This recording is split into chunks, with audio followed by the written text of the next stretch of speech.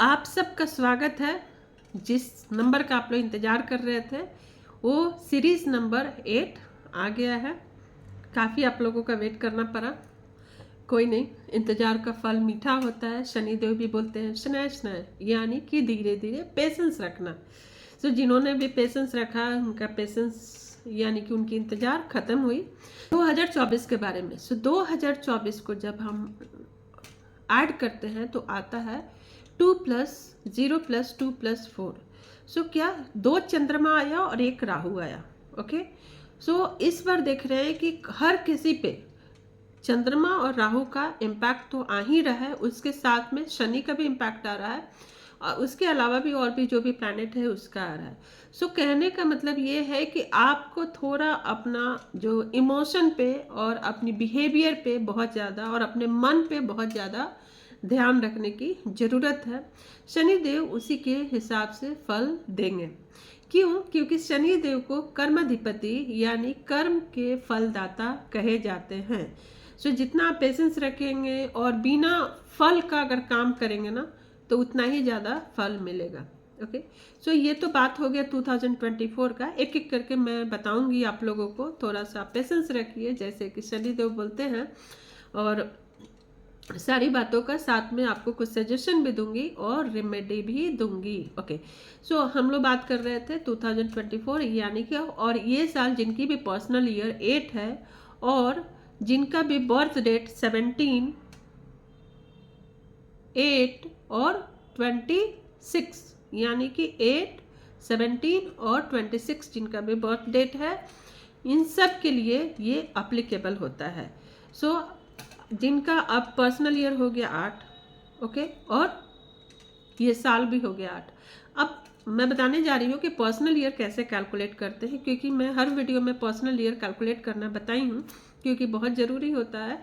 क्योंकि जो लोग भी नए हैं या सिर्फ अपने डेट को देखना चाहते हैं तो उनको पर्सनल ईयर कैसे कैलकुलेट करना है इस बात को लिए बताना मुझे ज़रूरी है।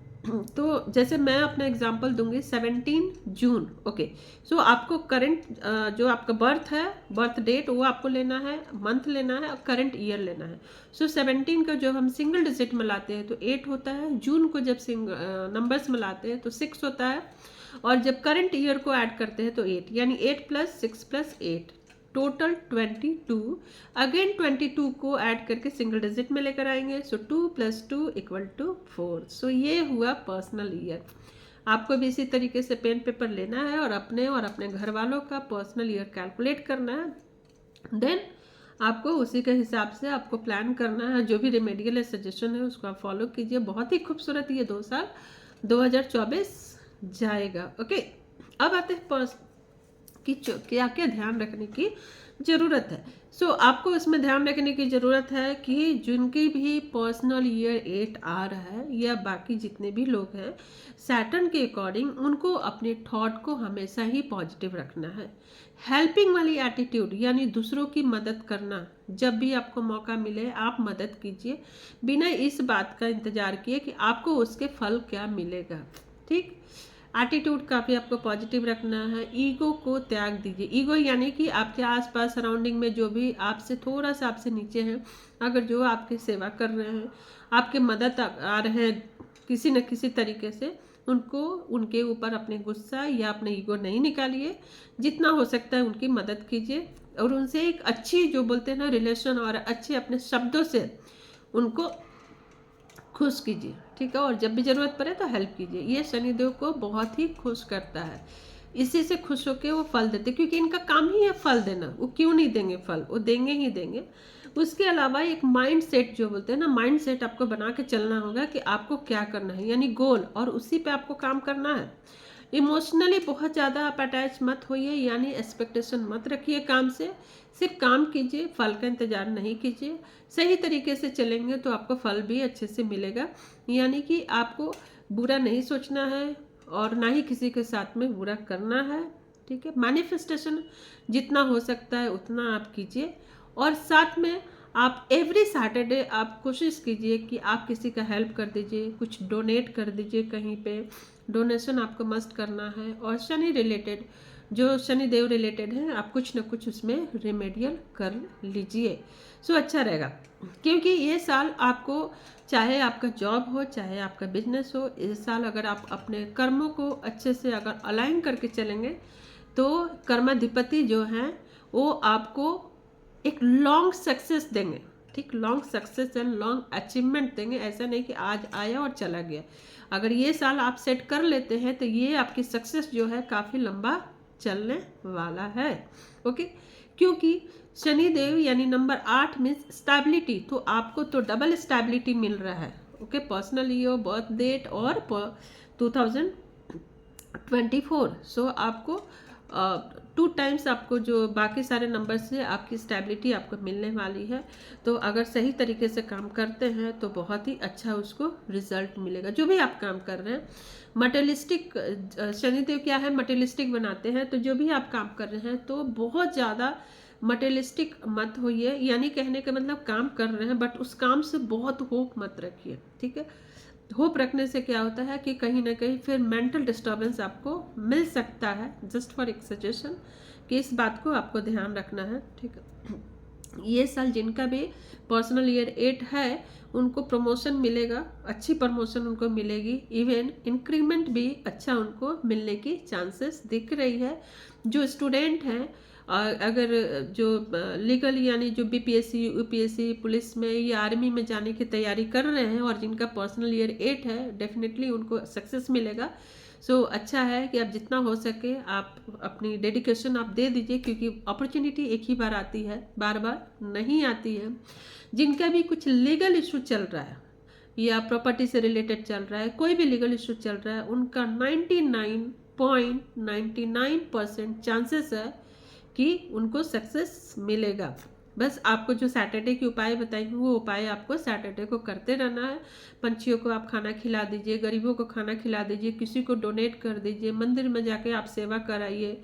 ठीक है, चप्पल ये सब जो बोलते हैं अरेंजमेंट करना, वो सब आप कर दीजिए। तो ये सब चीज़ें आपको साथ साथ में एड ऑन आपको करना है। तो इससे लीगल कोई भी डिस्प्यूट होगा वो 100% यानी 99.99% चांसेस है कि लीगल डिस्प्यूट जो भी चल रहा है वो आपके लाइफ से निकल जाए। ओके, सो अब हम लोग बात करते हैं कुछ रेमेडीज़ की बात करते हैं। जैसे कि हर वीडियोस में मैंने रेमेडी में बता रखी हूँ, इसमें भी कि जिनका भी है, जैसे कि आप ये जो पायराइट है, आप पायराइट जरूर पहनिए।